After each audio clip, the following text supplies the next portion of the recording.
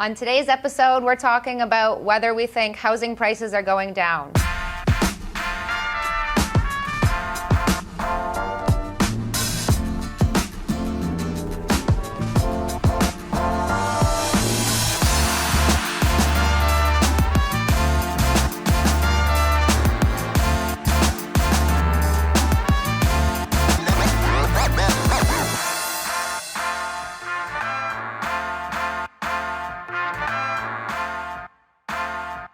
Welcome back. I'm Justin. This is Brandy from Team Grande at Remax Escarpment, and today we're going to talk about just that. We did have another episode planned where we were going to bring a guest on, but unfortunately, life happens, and we have to, come up with a topic of what we wanted to speak about today. So we figured, why not talk about what's on everybody's mind with the raising interest rates, things changing so fast. I remember we didn't want to do talking about the market every week because that kind of gets old and boring, but I guess we've been in such an adaptive market. Like, things have just been changing so fast this year. Yeah. It really is. You could do a week-by-week breakdown. Literally. House prices were changing $50,000 a week. Yeah. We couldn't keep up with it. 50,000? I don't think. I'm just kidding.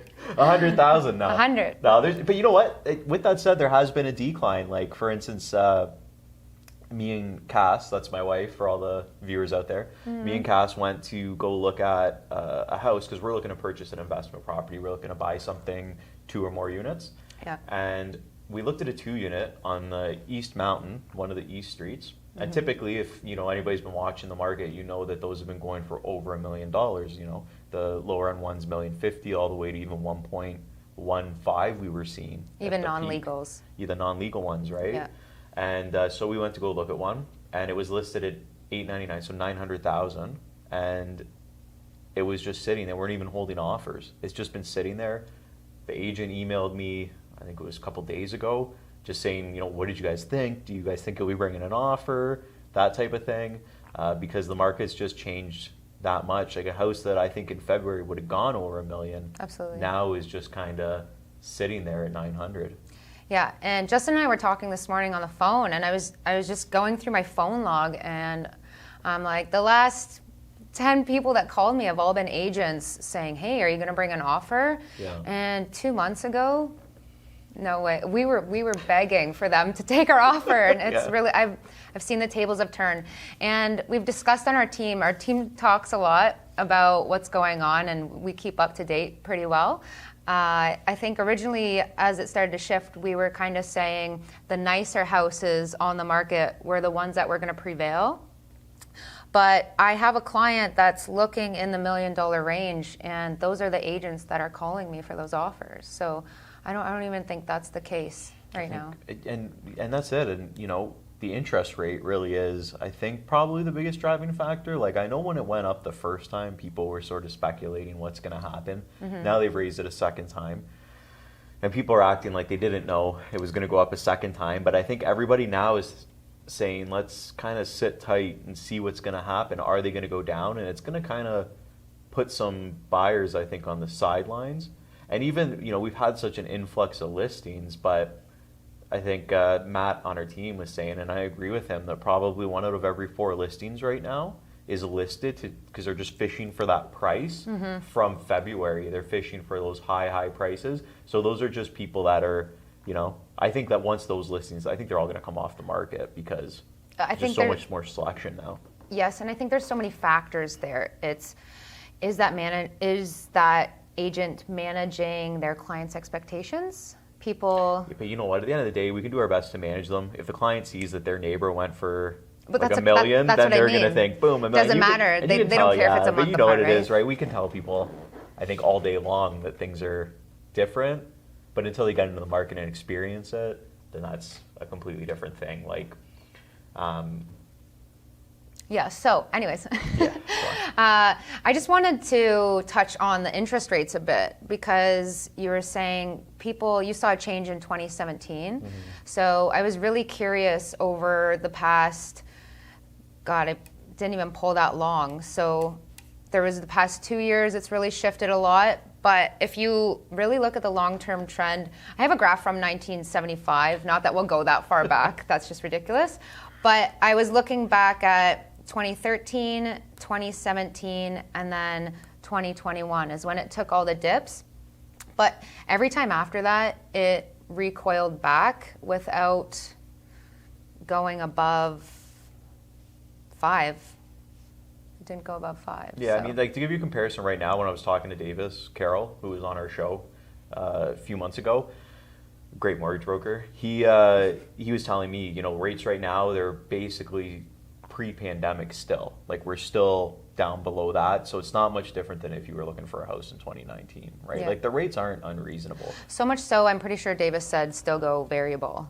Yeah, because variable rates are still cheaper. Like, the fixed rate is 4% right now. There's still, by the increments that they're moving, you can still stay below. Yeah, because even if, like, my mortgage rate, for instance, like, it's gone up, obviously, because I'm variable, but the amount that it's going to increase, it's still going to be way cheaper than if I locked in, right? Yeah.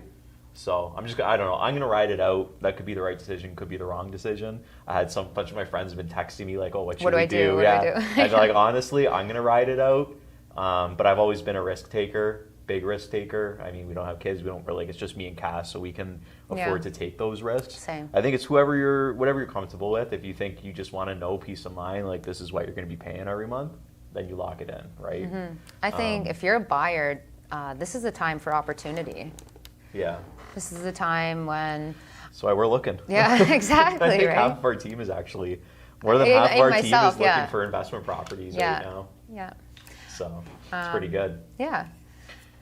And I was also thinking, like, in comparison, we were talking about how this happened in 2017. They raised the interest rate, foreign buyer tax came in, and things reacted pretty much identically to what's happening right now. Like, houses are just kind of chilling because people don't want to jump on it. They're kind of hesitant, you know, to buy right now. But what happened after 6 months, things started to go again, and then by the end of 2018, things were rolling hard. I guess the only difference now to previously our average home price was like $500,000. Yes. Now it's over $900,000. Yes, and this is the time where you partner with someone. Either you have a partner or a friend.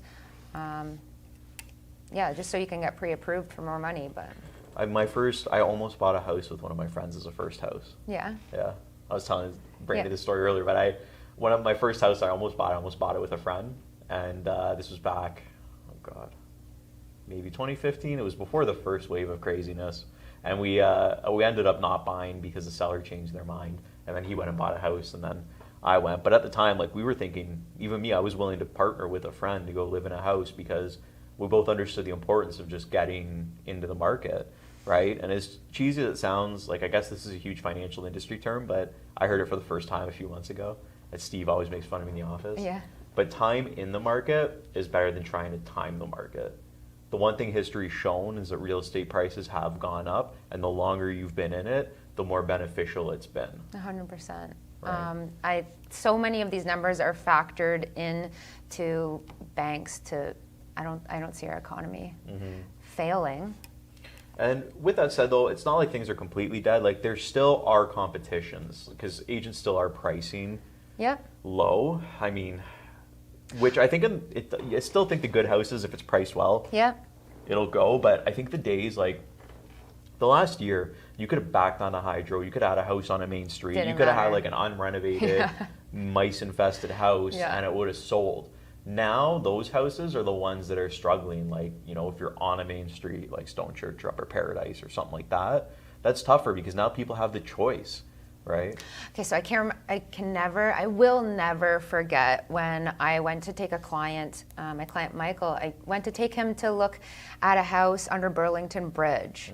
And from the outside, not a problem. You go inside, it smelled so bad I couldn't. I was like, you go ahead, I can't do this. But it ended up selling, I just couldn't believe how much it sold for. And there was, how many offers? I say there was 52 offers on it.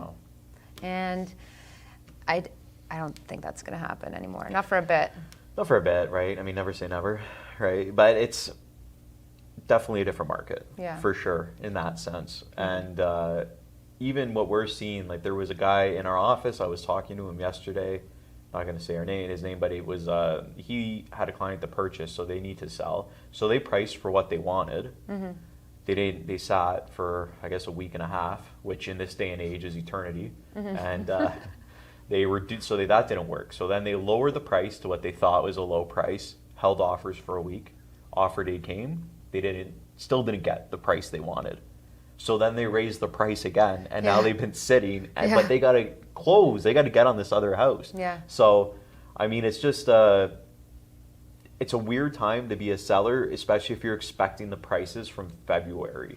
But here's the thing. If you are selling and you are really motivated to sell, say you bought something else back when the market was hot, we're so used and trained to this. Houses need to sell within a week now. Mm-hmm. If your house sits for, you remember like when you started? Yeah, when I used to go into listings and say, okay, average days on market in your area is 63 days. Right. And that was normal. Hey guys, sorry about that. We just had a quick technical difficulty with the camera, but we're back up and running. We're just going to quickly finish up our thought and then move on and close out the show. So basically we were talking about, the 60-something days on market being the norm. And I think that now this is the time that we as realtors really are going to have to dive into our toolbox. Like you're going to have to get somebody that does the staging, takes a professional photography, does the videos, all that sort of stuff, because those cell phone photos just aren't going to cut it anymore. No, not my favorite. No, and it worked because you just price low, get tons of bids, and it goes. But now what we're seeing, I think, definitely you got to make sure you're getting somebody like us. I think the pricing self-promotion. Yeah, the pricing strategies are kind of shifting too. Yeah, it's going to come down to the marketing. Yeah. So, anyways, guys. Thanks again so much for joining us. We always appreciate you tuning in. We love, those that subscribe. Thanks for being with us week after week. To all the new viewers, we hope that you like, comment, subscribe, share this video. If you're watching us on YouTube, be sure to hit that little bell so you get notified every time something new gets posted. Once again, we appreciate you all, and we'll talk to you again next week. See you guys.